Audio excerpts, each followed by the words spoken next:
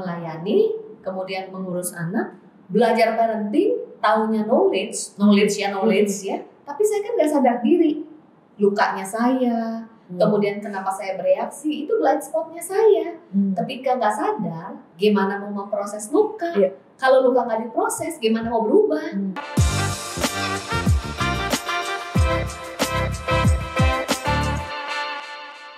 Halo semuanya, kembali lagi di Ngobrol Yuk. Hari ini ada seorang counselor, pastor's wife, dan juga virtuous woman founder, yaitu Pastor Liana Widodo. Welcome Bu, udah mau datang ke FGS Surabaya. Terima kasih Nana, terima kasih untuk FGS Surabaya untuk kesempatannya, kepercayaannya saya boleh sharing dan berbagi. Salam ya buat tim pastoral, buat pengerja aktivis, senang sekali. Terima kasih banget udah jauh-jauh dari Jakarta terbang ke Surabaya. Gak jauh kok, cuma sejam. Ya, bentar aja ya makanya. Oke, nah Bu, kita nih kan baru ngobrol-ngobrol nih ya. Mau tahu dong kayak pertamanya Bu Liana bisa terjun ke menjadi konselor, apalagi menjadi pastor's wife. Itu background story-nya Bu Liana sendiri gimana sih? Kayak apakah grow up Christian? Oke. Boleh diceritain sedikit gak Bu? Oke, saya cerita yang mana dulu ya? Yang pastor wife dulu ya. Boleh. Ya, jadi saya ini kenal Tuhan Yesus waktu saya liburan dari kelas 2 SMA naik kelas 3 SMA. Jadi saya liburan ke Bandung seperti biasa setahun sekali. Tapi di liburan kali itu sepupu saya mengajak saya ikut KKR. Di liburan KKR? Di liburan yang sebenarnya mau enjoy dan seru-seru, diajak ikut KKR. Waktu diajak itu siapa yang mau gitu. Langsung saya bilang nggak mau. Nah terus sepupu saya bilang gini, kamu ikut aja, siapa tahu kamu bertobat. Waktu dibilang, wah enak aja bilang saya bertobat. Saya akan datang, mau membuktikan saya nggak akan bertobat. Lihat aja saya nggak akan bertobat. Tapi waktu di KKR itu, memang ketika saya datang, saya mengeraskan hati. Lalu ketika mendengar firman Tuhan, wah seru banget, lucu gitu ya. Tetapi waktu ada tantangan siapa yang mau meninggalkan dosa, kemudian menerima Yesus sebagai Tuhan dan Juru Selamat, saya merasakan banget loh hadirat Tuhan dan kasih Tuhan melingkupi saya. Tapi saya masih mengeraskan hati karena saya malu, karena waktu datang punya tekad gak mau bertobat. Tapi disitulah saya merasakan kasih Tuhan untuk melingkupi dan akhirnya saya maju terima Yesus sebagai Tuhan dan Juru Selamat. Itulah pertama kali saya lahir baru. Dari situ saya menyadari bahwa betul banget ketika kita mengikuti Tuhan bukan karena kebaikan kita, bukan karena kuat gagah orang saya yang udah bertekad nggak mau bertobat, tapi memang malah bertobat. Ya, kasih Tuhan yang melingkupi. Dan sejak itu saya merasakan banget hati saya punya kerinduan untuk mengikuti dia, mengenal dia, dan terlibat di dalam pemuritan dan pelayanan seperti itu. Dan waktu terlibat di dalam pelayanan, kemudian kuliah, ikut pelayanan kampus, misi kampus. Disitulah ketemu dengan pacar yang sekarang jadi suami. Nah suami saya sekarang ini waktu kuliah juga melayani, jadi kami sama-sama melayani. Tetapi ketika suami saya setelah selesai kuliah memang sempat menyampaikan bahwa terpanggil untuk melayani sebagai hamba Tuhan. Nah waktu mendengar hal itu saya juga di dalam hati senang gitu ya. Senang ya Bu ya, bukannya khawatir gitu. Iya ya, saya juga kalau sekarang saya refleksi, kenapa ya saya tuh bisa senang? Bukan khawatir, mungkin karena waktu itu kita sama-sama melayani dan senang melayani. Jadi waktu nanti akan terlibat di dalam ladang pelayanan, senang, happy bisa melayani Tuhan. Itu sih yang ada di hati. Jadi kemudian kami menikah, melayani bersama-sama. Waktu itu melayani di misi dan juga di anak-anak muda. Ya. Dari situ mulainya ya Bu ya, perjalanannya. Betul. Nah berarti waktu itu udah belum pastors ya waktu itu ya? Oh oke. Menarik sekali pertanyaannya. Waktu kami melayani di anak-anak muda, saya sebenarnya lulus kuliah sempat kerja. Kemudian terpanggil untuk melayani full time. Jadi di sekretariat gereja, di situ juga suami juga full time di sekretariat gereja. Dan di denominasi kami memang kami sempat diarahkan untuk menjadi pendeta, ada ya pastor. Dan jadi sebelum menikah kami sudah menjadi pastor, tapi belum menggembalakan gitu, tapi melayani di anak-anak muda. Wow. Berarti perjalanan pelayanannya sudah berapa lama nih Bu kalau boleh tahu dari bertobat? Waduh. Kayak sekitar tahun 92 ya. Wow. 92 iya. Jadi berapa tahun ya? 32 tahun ya. Dan masih setia melayani Tuhan, luar biasa ya Bu ya. Itu anugerah Tuhan. Nah Bu, aku mau tanya, misalnya dalam perjalanan Bu Liana sendiri sebagai seorang woman, a wife, itu berarti ada masa-masa gak sih, apalagi udah punya anak 2 yang sekarang sudah besar sekali ya, 24 dan 19. Nah berarti ada masa-masa season yang apakah Ibu Iliana terus melayani atau ada waktu-waktu kayak vakum lah atau gimana gitu Bu, break atau biasanya kalau di kita nih kadang-kadang aku break pelayanan dulu ya, kadang-kadang ada mau persiapan menikah break pelayanan, nanti ada mau punya anak break pelayanan gitu loh Bu. Wah ini baru pertama kali nih ditanya yang mana. Iya. Saya jadi ingat di hari-hari ini saya melayani banyak yang tanya gimana anak-anak, terus gimana membagi waktu dengan keluarga. Jadi waktu ada pertanyaan dari Nana ini, jadi saya refleksi juga. Saya sebenarnya senang beraktivitas, kemudian juga senang di dalam pelayanan. Lalu waktu menikah dengan suami, lalu sama-sama full timer ya di youth center waktu itu. Kemudian suami sempat bilang bahwa nanti kalau seandainya punya anak, suami lebih rindu kalau misalnya anak-anak diurus oleh mamanya. Akhirnya waktu itu saya berdoa, berpikir dan mempertimbangkan. Akhirnya saya oke. Jadi setelah saya punya anak, saya tidak full timer di gereja lagi, tapi saya konsentrasi di rumah mengurus anak. Kemudian juga ada yang bertanya, kalau gitu nanti potensi kamu gimana? Nah, benar. Terus gitu kamu nggak pelayanan lagi, gitu ditanya. Kemudian nanti gimana kamu bisa menolong suami? Kan suami kamu pelayanan, kenapa kamu nggak terlibat sama-sama terus full timer di mana di gereja? Ya. Saya dan suami waktu itu sempat mendoakan, lalu juga ngobrol-ngobrol. Jadi memang itu kembali lagi kepada kesepakatan suami dan istri. Mungkin bagi suami saya akan merasa ditolong dan disupport oleh istri yang mengurus anak di rumah sehingga suami menjadi tenang. Tapi ada juga suami yang lain juga akan merasa disupport ketika istrinya membantu di area administrasi ataupun menemani pelayanan kemana. Jadi kebutuhan suami sebagai kebutuhan suami yang ditolong oleh istri itu memang kebutuhannya berbeda-beda. Jadi ada kita perlu memahami versi suami itu akan ditolong seperti apa. Jadi kita juga sebagai istri perlu jangan memaksakan versinya kita. Menurut kita menolong suami ini dengan cara kita, bisa jadi suami malah jadi terganggu. Oke, ini pesan buat wanita yang memang Tuhan memanggil gitu. Yang memang Tuhan memanggil kita sebagai penolong. Perannya atau tugasnya bisa berbeda-beda karena kan di setiap keluarga berbeda. Jadi waktu itu saya di rumah, kemudian memang kalau pelayanan di luar itu memang berkurang. Jadi lebih banyak melayani keluarga di rumah dan anak-anak saya homeschooling sampai anak pertama masuk public school ketika SMA, anak kedua masuk public school ketika SMP. Nah setelah anak yang kedua itu masuk SMP, barulah saya aktif melayani lagi, traveling luar kota dan sebagainya. Wow. Ya, jadi pernah apa yang dibilang vakum, mungkin bukan vakum ya, mungkin musimnya dan fokusnya yang berbeda. Kan ketika kita mengurus anak, membesarkan anak itu juga sebenarnya kan pelayanan kita ya, tidak terkotak-kotak di gereja, tapi juga di pekerjaan, kehidupan sehari-hari, bagaimana melayani suami. Ya. Tapi kayak gitu nggak ada masa-masa kepengen untuk melayani lebih gitu, Bu? Soalnya misalnya kita sudah kebiasaan sibuk, aktif, anggapannya sibuk lah ya, bukan sibuk gimana sih, cuman ada gak sih kayak, aduh miss out nih nanti, atau perasaan-perasaan seperti itu?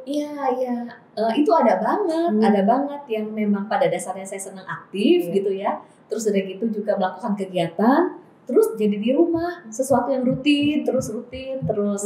Kemudian saya jadi mereview ya, waktu itu perasaan saya gimana ya. Yang pertama itu adalah saya diingatkan bahwa setiap musim itu akan berbeda. Jadi saat ini anak-anak saya masih kecil, saya mendidik anak-anak saya, tapi saya belajar melihatnya bukan melakukan sesuatu yang rutinitas, tetapi melihatnya bahwa memuridkan anak-anak, menanamkan nilai, kemudian membangun bonding, kemudian juga hal-hal yang diajarkan, karena nanti anak-anak itu akan besar, kemudian membangun kehidupan sehari-hari, jadi kehidupan sendiri ya, mandiri ya. Jadi menanamkan modal, bukan modal, memberikan modal, value untuk kehidupan yang akan datang. Jadi ketika kita melihatnya dari sisi ini rutin, kemudian membosankan di rumah terus, terus potensinya di mana? Iya. Itu bisa bosen loh. Kan cara pandang mindset itu mempengaruhi. Tapi waktu melihat bahwa sebenarnya mendidik generasi, kemudian mengurus anak juga itu adalah area dari pelayanan, kemudian juga menanam nilai, itu jadi bisa ada sukacita. Kemudian apalagi memahami bahwa ada musimnya, nanti anak-anak dewasa waktu kebersamaan itu kan nggak akan kembali lagi. Iya, jadi bisa bersuka lebih menikmati, walaupun bukan berarti nggak ada tantangannya ya, keselnya, marah-marahnya, emosinya, gitu itu tetap ada sebagai manusia. Lonely-nya ada, yang tadinya ketemu teman terus lihat teman-teman yang aktif, aduh kok sekarang saya di rumah aja, itu ada loh secara manusia. Tapi mindset dan cara pandang itu penting banget. Ya, penting banget. Jadi bersemangat atau jadi merasa nggak berguna. Kalau melihatnya negatif kan jadi merasa kok nggak berguna, kok di rumah, kok kegiatannya berkurang, kok nggak bermanfaat gitu. Nah, jadi saya juga mau sharing kepada para wanita, ladies ada musim-musim kehidupan. Jadi enjoy di setiap musim kehidupan.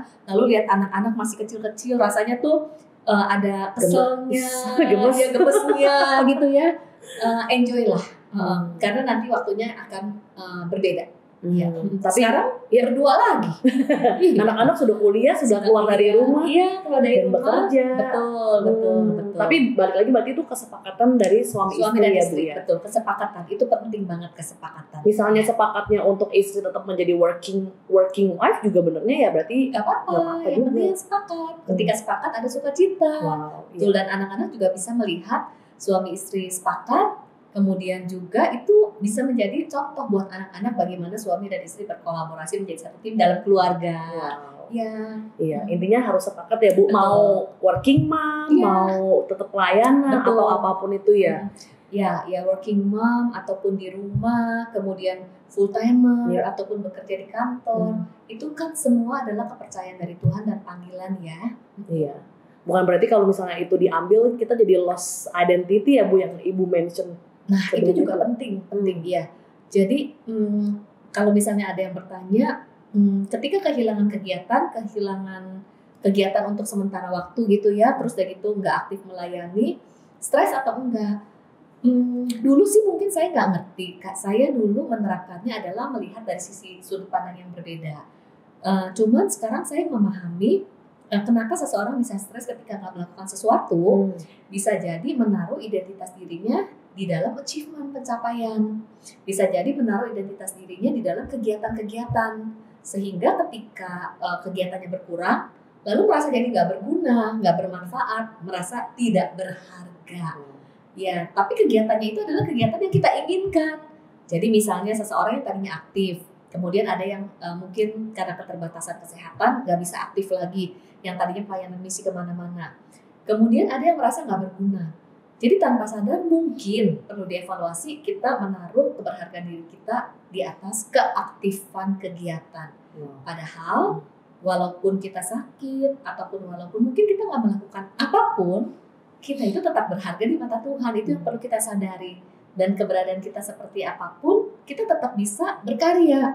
Misalnya ada orang yang mengalami pengalaman yang sama, kita doakan, kita sharing, walaupun bentuk kegiatannya beda, tapi kan itu satu bentuk pelayanan ya. Itu karena di area pelayanan seringkali itu yang membuat jadi satu dengan yang lain bisa iri hati. Kalau dia lakukan A, lalu kenapa yang saya lakukan ini, terus ingin menjadi orang lain. Ya, kita perlu pahami identitas diri kita dan itu akan membuat kita tuh jadi sukacita lah. Ya siapa kita di hadapan Tuhan gitu ya Bu ya. Betul.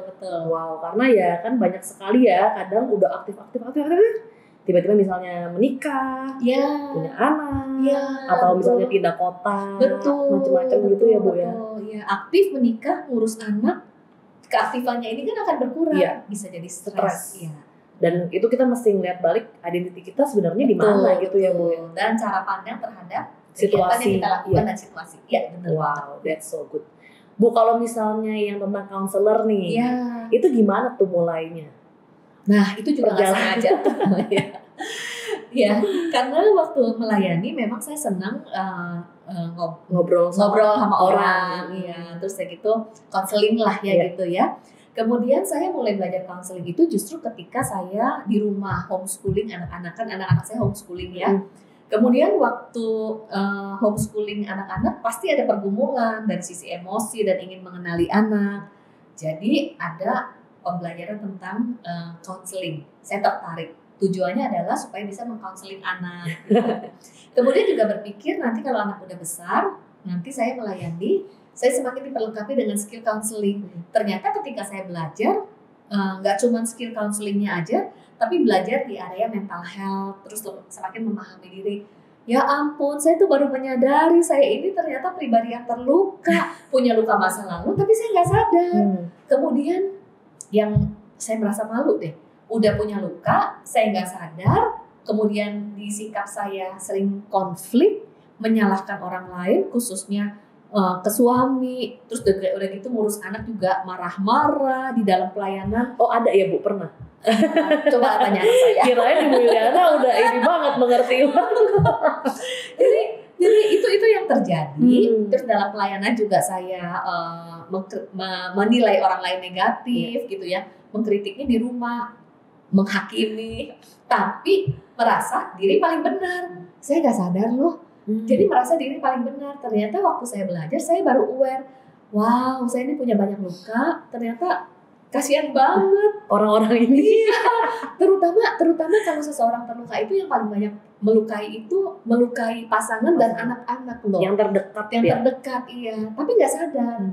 Jadi dari situ Tuhan, saya merasakan Tuhan tuh membongkar hati, kemudian membuka self awareness, lalu pelan-pelan lah ya berproses untuk bisa berubah pelan-pelan. Namun dari situ saya mengucap syukur bahwa saya bisa berkesempatan dipulihkan. Jadi sejak itu salah satunya sebagai ucapan terima kasih dan ucapan syukur kepada Tuhan. Lalu saya juga berpikir pasti ada banyak teman-teman yang sebenarnya butuh tapi belum aware. Sejak saat itu saya kalau melayani, mengajar dan sharing itu di area pentingnya kita memahami luka, pentingnya berproses supaya aware, kemudian untuk supaya bisa mengalami pemulihan dan pertumbuhan. Dan itu saya senang banget sejak itu sampai hari ini. Jadi senang banget membagikan itu. Kalau ngobrol tentang itu rasanya semangat banget gitu, energize gitu ya. Dan saya baru memahami banget bahwa itu yang dinamakan passion ya. Ada dorongan, ada kerinduan, ada sukacita, terus energinya nggak habis-habis tuh kalau ngomongin gituan. Mau hujan badai, apapun tetap semangat. Udah gitu apalagi kalau sharing, terus ya gitu teman sharingnya, oh iya baru sadar, oh iya ternyata sadar, itu sukacita banget loh, itu benar-benar sukacita banget. Wow. Nah apa sih Bu yang paling penting ya kalau misalnya ngomongin tentang emotional baggage sebagai seorang manusia, yang membuat kita healthy itu apa sih sebenarnya? Oh oke. Nah ini yang mendorong saya tuh ya, yang benar-benar menjadi passion saya itu adalah saya sebenarnya men-sharingkan hal ini kepada tubuh Kristus. Karena kenapa? Ternyata kan saya melayani dari youth, kemudian ikut pemuritan, kemudian juga belajar firman, sharing juga. Namun ternyata ketika kita melakukan hal ini, namun ada area di dalam diri kita, di bagian emosi, pola pikir, yang terkait dengan pengalaman masa lalu, kemudian ada luka, emotional baggage, kemudian emosi-emosi yang tidak diproses, yang menumpuk. Ketika hal ini dibiarkan, banyak loh yang dibiarkan, ataupun dipendam, ataupun diabaikan, dilupakan, dianggap nggak ada, terus berkegiatan, terus seperti pelayanan normal. Itu selama tidak diproses itu akan tetap menetap dan mempengaruhi karakter, motivasi, pengambilan keputusan, relasi, dan juga kepemimpinan, pelayanan. Ini sangat terkait sekali, dan bahkan di dalam hal-hal yang tadi itu relasi dan sebagainya, tanpa sadar melukai, mengambil keputusan-keputusan yang didorong oleh luka. Jadi kalau misalnya menanyakan saya secara personal, karena saya punya passion di area tersebut, mungkin kalau saya boleh sharing kan penting banget loh kita bertumbuh secara spiritual ada sebuah ayat yang menuliskan bahwa kita bertumbuh secara spiritual, kemudian juga sehat secara fisik, lalu juga kita sehat secara jiwa, bertumbuh di area jiwa, emosi, dan pola pikir. Jadi kita di dalam pertumbuhan itu perlu holistik. Whole gitu ya. Holistik, ya, nggak cuma tahu firman gitu ya, nggak cuma sehat secara fisik, tapi penting banget loh hati dan pikiran kita. Makanya di Amsal 4 ayat 23 menuliskan, jagalah hati kita dengan segala kewaspadaan. Dari situlah terpancar kehidupan. Iya. Wow. Itu penting banget menurut saya. Tapi nggak semua orang tahu itu loh, Bu ya. Nggak sadar gitu. Betul. Itu dia. Makanya kita mendengar kata blind spot.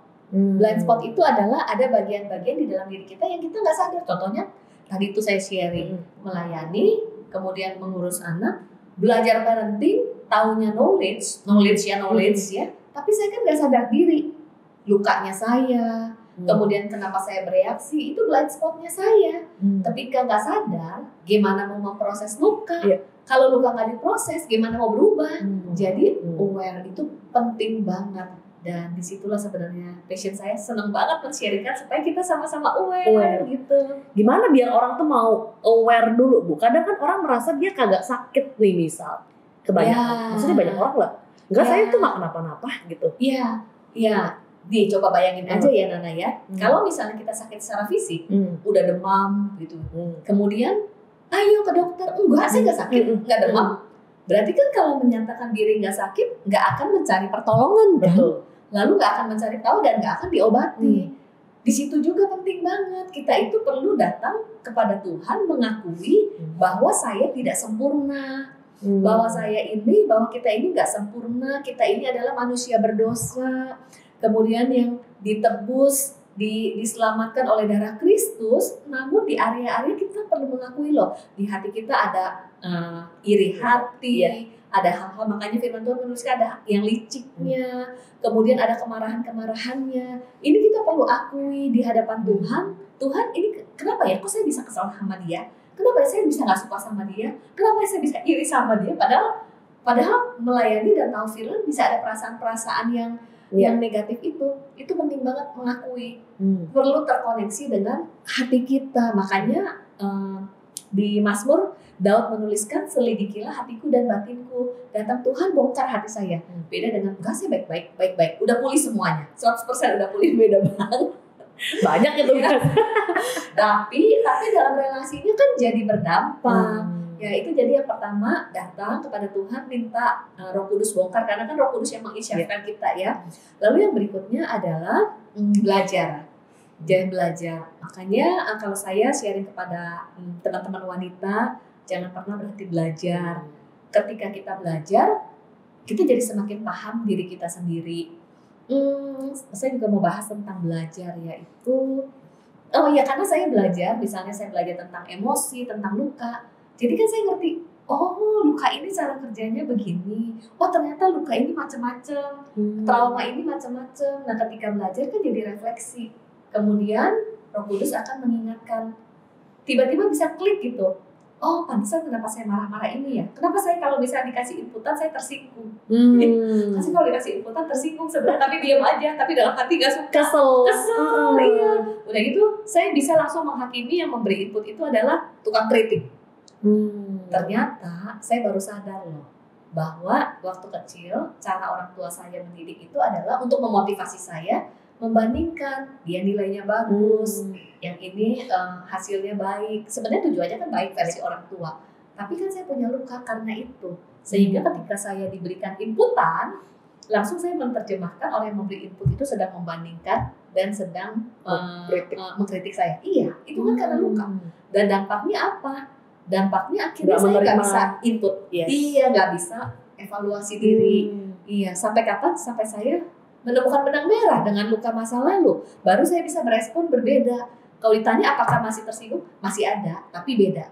Waktu ada perasaan gak enak ketika diberikan inputan, tapi saya bisa mengelola hati dan pikiran. Saya bisa begini, tujuannya untuk memberikan inputan. Ini perasaan gak enak karena luka lama. It's okay, Ili. Coba dievaluasi, bisa jadi inputannya bagus. Jadi saya lebih bisa menerima. Kan kalau gitu bertumbuh kan? Iya, jadi lebih baik gitu ya. Coba bayangkan kalau kalau terus-menerus seperti itu sepanjang hidup saya nggak mau terima itu. Terus udah gitu menghakiminya kasih input tadi itu tukang kritik kan jadi negatif itu baru satu itu. Jadi pertumbuhan kekristenan itu terus terus berproses. Tuhan terus akan bongkar kan, kita kan bertumbuh untuk memilih karakter yang semakin seperti Kristus ya. Nah ketika kita berproses nggak hanya secara knowledge, tapi kita juga step by step dipulihkan. Ketika kita dipulihkan, kita berubah kan karakter juga berubah. Jadi kalau misalnya disimpulkan di firman Tuhan, hukum yang terutama mengasihi Tuhan, kemudian mengasihi sesama manusia seperti diri sendiri. Ketika Yesus mati di kayu salib, bukan hanya menebus dosa, tapi di firman Tuhan menuliskan Yesus mendamaikan. Kematian Yesus di kayu salib mendamaikan relasi kita dengan Allah Bapa, dan jangan lupa relasi dengan diri sendiri. Tuhan tuh mau memulihkan hati kita, membongkar kita. Ketika kita semakin dipulihkan, kita jadi bisa berelasi dengan baik sama orang lain, bertumbuh dalam relasi. Jadi itu penting banget. Wow. Tapi Bu, pasti setiap orang berarti memiliki luka. Pasti.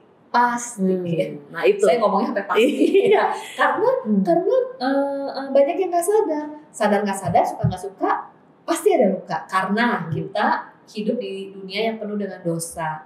Kita berelasi dengan orang yang tidak sempurna. Jadi ketika kita berelasi dengan orang yang tidak sempurna, orang itu bisa melakukan kesalahan atau orang itu melakukan yang baik versi dia, kitanya terluka versi kita. Contohnya kan orang tua, pasti hati orang tua ingin memberikan yang terbaik bagi anak, tapi kan versi orang tua caranya. Nanti anak-anak menerimanya bisa dengan luka. Iya, jadi kita pasti punya luka. Pasti ya. Iya. Dan luka itu berdampak kepada kita hari ini. Hanya aja sadar atau tidak sadar, diproses atau tidak. Dan kalau nggak diproses itu akan terus menetap dan mempengaruhi relasi kita, kehidupan kita. Wow. Biasanya nih kalau misalnya nih, kan Bu Iriana udah belajar banyak nih. Akan mengurangi gak sih luka tersebut? Misalnya Bu Iriana ajar saya nih, saya umurnya 30-an ya. Punya anak, berarti kan ngajarin anaknya lebih nggak kayak orang tua saya mengajari kita zamannya. Family pattern. Betul. Kayak gitu akan mengurangi tapi tetap ada luka, Bu. Oke. Nah ini menarik banget. Saya juga seru banget ini soalnya. Yang menariknya tuh gini. Ya saya kan besar pasti ada pengalaman terluka. Lalu saya punya tekad nih, nanti kalau saya jadi mama gitu ya, saya jadi orang tua, saya mau lebih baik, saya nggak mau seperti ada area-area yang orang tua saya lakukan. Itu tekad ya. Kemudian waktu saya mendidik anak saya, baca buku-buku parenting, apalagi kan homeschooling ya, ceritanya ingin mendidik anak-anak ilahi ceritanya. Ya. Kemudian ternyata walaupun kita memperlengkapi diri, kita punya tekad tidak mau seperti orang tua kita, ternyata semakin kita punya tekad tidak mau seperti orang tua, semakin tertanam di alam bawah sadar, dan itu yang kita lakukan loh. Jadi berdamai dengan masa lalu, berdamai dengan luka, berdamai dengan orang tua, entah masih ada atau udah nggak ada, itu penting. Karena luka dengan orang tua sangat mempengaruhi relasi kita dengan pasangan dan juga relasi dengan anak-anak. Walaupun kita punya tekad nggak mau, tapi luka itu tetap ada di dalam hati kita. Yang akan melukai. Termanifestasi. Iya. Contoh, boleh. Oke. Misalnya ini kisah nyata nih. Sederhana banget loh, seorang anak dibesarkan oleh papa. Kemudian papanya ini suka terlambat jemput sekolah. Sebenarnya sederhana kan ya, terlambat jemput sekolah tapi sering. Anak ini nggak merasa terluka loh. Tapi ketika menikah, sumber konfliknya dengan suami akan marah besar kalau suami terlambat jemput. Jadi luka kepada orang tua yang tidak terselesaikan, kemudian itu nanti ketika dalam kehidupan pernikahan itu akan menjadi sebuah trigger yang memicu kita tuh mudah marah. Contohnya lagi, misalnya kan saya anak sulung, punya 4 adik. Kemudian berarti kan papa mama saya, khususnya mama saya kan sibuk ngurusin anak-anak, adik-adik, ngurus sendiri ya. Sehingga misalnya di masa kecil saya ajak ngomong, tapi mama saya kan sibuk. Ya. Sebenarnya kan anak sebagai seorang anak ketika ajak ngomong, tapi sambil ngapa-ngapain gitu. rasanya sih nggak terluka ya, rasanya. Betul. Tapi sebenarnya sebagai seorang anak itu terabaikan. Apa dampaknya? Ketika saya ngobrol sama suami, lalu sambil suami itu mungkin melakukan kesibukan, ngambeknya tuh skalanya tinggi. Oh, langsung yang jadi overreaction. Overreaction. Jadi kalau apa yang overreaction itu sebenarnya indikator kita punya luka. Oh, that's a good one. Jadi kenapa saya itu ketika suami bisa lagi ngobrol terus lihat jam itu saya bisa tersinggung loh. Terus jadi merasa bosen gitu. Jangan-jangan saya ngebosenin. Gak disayang, ngebosenin itu udah negatif, ngebosenin gak disayang. Ternyata apa yang terjadi hari ini ketika kita overreaction itu sebenarnya men-trigger, mengusik luka lama yang belum terselesaikan tapi tersimpan di alam bawah sadar. Wow. Menarik banget ya. Jadi berapa banyak konflik dalam pernikahan. Sebenarnya masalah dalam pernikahan bukan muncul ketika menikah, tapi jauh sebelum menikah. Karena orang yang terluka akan melukai. Tapi kalau kita bisa menemukan, oh pantesan kenapa saya seperti ini terkait dengan benang merahnya, itulah yang dinamakan kita memiliki kecerdasan emosi. Kemudian kita semakin memahami puzzle-puzzle di dalam diri kita. Kemudian terkoneksi dengan diri kita. Jadi ketika kejadian ini terjadi, saya nggak overreaction lagi. Bisa mengelola diri saya dan berespon dengan baik. Bukankah dengan demikian saya berespon sesuai karakter Kristus? Lebih lembut gitu ya. Dan terkonek banget ya dulu kayak kalau nggak jadi reaktif.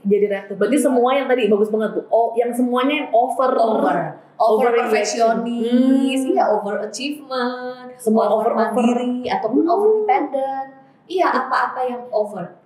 Karena nggak boleh berarti nggak boleh terlalu berlebihan ya Bu ya semuanya. Iya, karena kalau over itu adalah di-drive oleh luka dan oleh insecurity. Jadi over kerja. Gitu. Iya, over kerja, over sampai over apapun, over olahraga. Oh, ada saya over belanja buku. Masa itu ada Bu? Iya. Itu kenapa? Nah, ya udah. Mau. Jadi begini, saya itu tuh seneng banget belanja buku. Mungkin yang lain ada belanja yang lain. Iya, tiap beda, overnya beda ya. Saya seneng banget beli buku. Kalau lihat buku, kalau udah suka beli. Jadi di rumah tuh banyak. Tapi nggak bisa menahan diri kalau nggak beli buku. Sampai pernah satu seminar katanya membahas kecanduan, saya bilang saya kecanduan beli buku, terus yang bilang oh itu mah bagus, terus saya bilang kalau udah over kan nggak bagus, cuman saya belum bisa connect yang mana, terus nggak bisa guys. Jadi di mana kita menghabiskan uang paling banyak itu kecanduannya kita, bisa jadi itu berhalanya kita, tapi kita perlu cari tahu. Nah makanya kita perlu datang kepada Tuhan apa itu, terus benar terkonek loh. Jadi kan orang tua saya tuh kepengen saya anak paling besar jadi contoh, nilainya bagus, pintar, juara, kemudian jadi dibandingkan, sehingga tanpa sadar anak itu penerjemah yang hebat, tapi menerjemahkan dengan buruk. Salah. Ya, apa yang saya terjemahkan? Oh, kalau nilainya bagus, berarti lebih disayang. Ya. Kalau nilainya bagus, lebih berharga. Nanti akan lebih dihargai. Jadi tanpa sadar pola itu membuat saya tuh punya satu di dalam hati saya tuh ya mungkin inner critic lah atau apalah, kamu jangan bodoh. Terus saya jadi punya tekad harus baca buku, harus pintar karena nanti bagaimana pencapaian saya kalau saya pintar saya lebih dihargai sama seperti papa mama lebih sayang saya. Tapi kan itu tanpa sadar kan. Jadi saya itu takut kalau saya itu bodoh gitu. Jadi kalau beli ini bisa bikin pintar, ini bisa bikin tanpa sadar. Jadi padahal bacanya belum tentu. Tapi yang penting tenang dulu. Oh gitu. Jadi kayak ada anxious-nya gitu. Iya, dan itu bentuknya macam-macam. Setelah sadar, barulah saya mengakui saya punya luka dulu, suka dibandingkan tentang nilai dan perlu memproses mengampuni orang tua, papa, mama, spesifik tentang itu. Spesifik kejadiannya kan berdamai dengan masa lalu, tapi spesifik. Sejak itu ketika saya lihat buku masih pengen nggak, masih, tapi di sini bisa ada proses, oh yang ini isinya udah mirip sama ini belum dibaca, bisa ini dan bisa lebih mengelola diri. Wow, itu penting banget. Jadi kita perlu kenali apa tuh yang harusnya dalam hidup yang over ini. Yang over. Ada lagi loh yang terus belanja sepatu. Ini saya sharing karena teman saya boleh mengizinkan untuk sharing ini belanja sepatu tiap bulan. Terus kan nggak bisa kalau enggak. Lalu berdoa dan klik gitu. Ternyata punya luka waktu itu masa kecil hidup susah, jadi nggak bisa beli sepatu. Begitu diberkati itu seperti menebus. Fix it this time. Terus jadi terus beli sampai kapan? Sampai bisa terkoneksi dengan lukanya, berdamai dengan masa lalu. Kemudian sekarang bisa mengelola, ngerem lah ya gitu ya, ngerem. Jadi nggak dikuasai, diikat lagi oleh addiction sepatu. Kelihatannya bagus ya. Termasuk kegiatan-kegiatan yang ada. Misalnya kita bekerja, sukses, boleh nggak? Nggak salah kan? Tapi beda ketika kita mengejar kesuksesan supaya tidak dihina, supaya dihargai, supaya mendapatkan pengakuan. Karena waktu kecil defisit pengakuan dan terhina-hina, mungkin itu kan bisa. Beda dengan ketika kita melayani, bekerja, sukses, mengejar kesuksesan karena kita sadar hidup ini adalah anugerah. Nah, jadi kita nggak menaruh identitas diri kita terhadap pencapaian supaya dihargai, bukan. Tapi karena kita sadar kita berharga, kita melakukan yang terbaik sebagai ucapan syukur kepada Tuhan. Itu beda banget, dan itu proses internalnya kita ya. Iya, nggak ada yang tahu ya Bu ya. Outputnya ya. Tampak luarnya baik, betul. Tapi hanya dalamnya ya. Iya, makanya kan dalam hati Tuhan yang tahu ya. Dan kita juga seperti Daud berdoa, sadarilah atas kesesatan di dalam hati. Termasuk juga kan melayani, kita nggak tahu loh tampak luar yang melayani yang mendrive untuk pengakuan kah, untuk identitas diri kah, atau benar untuk jiwa-jiwa, untuk Tuhan kah, itu kan semua di dalam hati. Dan beda tipis nggak Bu? Beda tipis, saya kan terjebak di situ juga. Iya terjebak dalam arti karena saya misalnya dulu kritik, kemudian kan jadi minim afirmasi, pujian. Lalu ketika bertobat melayani, pemimpin rohani senang. Nah, dipuji nggak? Dipuji. Semakin rajin loh. Terus semakin rajin, semakin semangat kan ya. Semakin dipercayakan. Lalu saya semakin rajin, pemimpin semakin senang. Dan saya semakin aktif. Saya nggak sadar loh tampak luarnya melayani ya bagus ya. Tetapi waktu saya belajar, itu dia waktu belajar. Kemudian masuk dalam grup counseling. Kemudian saya aware. Wah ternyata saya luka defisit penghargaan, dan tanpa sadar ketika saya melayani, saya senang ketika orang bilang, wah saya diberkati, kamu luar biasa. Itu kan berarti saya menjadikan pelayanan mengisi keberhargaan diri saya yang defisit di masa kecil. Oh my God. Wow. Itu sadarnya, iya itu ketika belajar dan juga bertanya kepada Tuhan. Coba bayang. Waduh, Bu kalau nggak pernah bertanya sama Tuhan bagaimana Bu? Itulah sebabnya. Marilah bertanya kepada Tuhan. Iya. Marilah datang kepada Tuhan. Berarti kalau kita tidak pernah datang kepada Tuhan dan bertanya ya, nah ini juga jangan sampai disenggol sama Tuhan. Itu menarik sih. Kita bertanya, nggak bertanya, kita pun melakukan kesalahan. Tuhan tetap mengasihi dan Tuhan tetap bisa pakai, orang lain diberkati juga ya. Betul. Itulah yang namanya anugerah ya. Cuman kan kalau kita mengeraskan hati, ya kita akan bergumul di area itu terus-menerus ya. Betul sih. Jadi alangkah baiknya kita benar-benar datang kepada Tuhan. Selidikilah hatiku, ujilah hatiku. Terus ada apa dalam hati saya? Tuhan bongkar. Iya. Nah Bu, ini last question nih. Buat teman-teman yang lagi dengerin kita, apa sih message, apa sih yang paling penting untuk sebagai kita manusia lakukan Bu, supaya kita menjadi healthy secara jasmani, healthy secara rohani, dan yang paling penting healthy secara emosional. Iya, oke. Yang pertama tentunya kembali lagi kita terkoneksi dengan Dia, karena secara manusia kita terbatas. Namun ketika kita terkoneksi dengan Dia di dalam doa kita, yuk nggak hanya rutinitas atau permintaan untuk hal-hal yang eksternal, tapi Tuhan selidikilah hatiku, mampukan saya untuk saya tuh, saya masih kesel, mampukan saya untuk saya bisa mengelolanya gitu. Itu yang pertama dengan Tuhan. Yang kedua, teruslah belajar. Ya mungkin karena saya suka beli buku. Saya ngomongin juga. Ya suka beli buku. Suka belajar juga ya. Enggak berani bilang gitu deh. Karena melalui pengalaman belajar, saya dibukakan dan terbongkar. Jadi saya melihat penting banget kita belajar untuk semakin memahami diri. Nah itu sebabnya saya juga senang banget untuk men-sharingkan hal-hal yang terkait dengan mental health, dan sebagainya yang mengintegrasikan antara biblical dan mental health untuk membagikan. Oke, jadi jangan pernah berhenti belajar. Kemudian juga yuk tetap semangat apapun yang terjadi di dalam kehidupan, proses-proses yang ada, percayalah Tuhan mengasihi kita, Dia yang sudah mati buat kita, Dia pasti menyertai setiap kita di dalam musim kehidupan. Ya, jadi tetap semangat. Ya. Terima kasih banget Ibu Iliana. Aduh, ngobrolnya seru banget. Kita bisa berapa part ini nih kalau ditarik terus. Thank you loh. Kesempatannya senang banget bisa sharing. Thank you so much ya Bu. Teman-teman, I'll see you again in the next episode. Bye-bye.